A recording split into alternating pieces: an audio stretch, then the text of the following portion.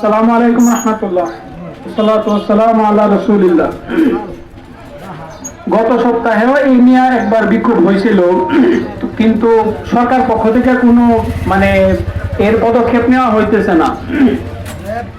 আমরা মুসলমানরা আল্লাহ রাসূল সাল্লাল্লাহু আলাইহি সাল্লামকে নিজের জান মাল সবকিছু থেকে বেশি ভালোবাসি, কিন্তু এই ভালোবাসার বই প্রকাশ ঘটাইতে গিয়া আমাদেরকে যেভাবে লাঞ্ছনা করা হইতেছে, আমাদের সামনে আমরা জীবিত থাকা অবস্থায় আমাদের নবীকে যেভাবে অপমান করা হইতেছে, এবং এর বিরুদ্ধে প্রতিবাদ করার পরেও, এই বিরুদ্ধে একটা স্টেপ নেওয়ার দাবি করার পরেও সরকার কোনো পদক্ষেপ নিতেছে না।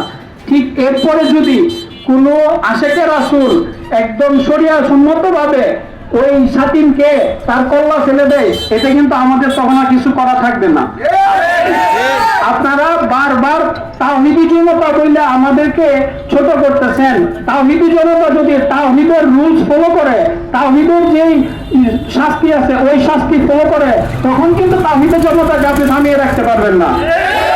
অতএব আমরা একটাই দাবি জানাই, আপনারা ব্লাসফেমি আইন করুন এবং আইনের সুষ্ঠু বাস্তবায়ন করুন। এই আইনের ফাঁক ফোকর দিয়ে কোনো সাতিন যেন বের হতে না পারে। আমরা একটাই দাবি জানাই, আপনারা যত দ্রুত সম্ভব রাষ্ট্রপক্ষ থেকে এর একটা স্টেপ নেন।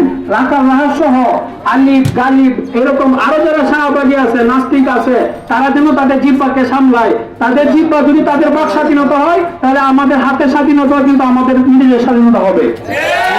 তো আমরা সবাই এই সমাবেশের উপলক্ষে যে উদ্দেশ্য নিয়ে আমরা একসাথে হয়েছি, এই উদ্দেশ্য একটাই, সেটা হচ্ছে আল্লাহ রাসূল সাল্লাল্লাহু আলাইহি সাল্লামকে নিয়ে যেন অবমাননা না করা হয়, এই আইন করা এবং এই আইনের বাস্তবায়ন করা। আসসালামু আলাইকুম ওয়া রাহমাতুল্লাহ।